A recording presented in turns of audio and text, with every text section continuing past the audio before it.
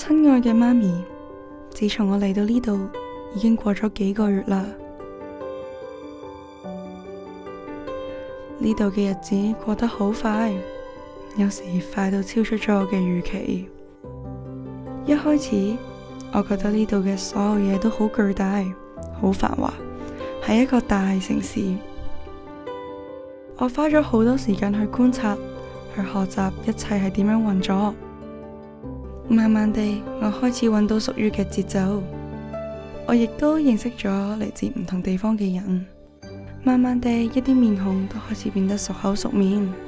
我會坐喺一啲感覺熟悉嘅地方讀書，即使佢哋並唔係我熟悉嘅地方。有啲日子好忙，有啲日子好靜，兩種都同樣重要。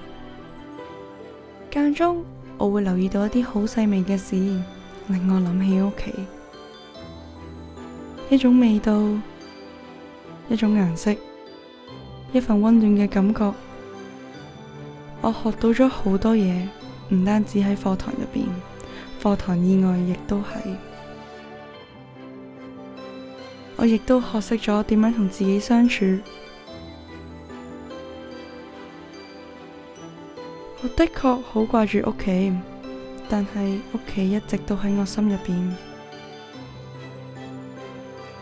我會好快再寫信俾你㗎喇，在心中。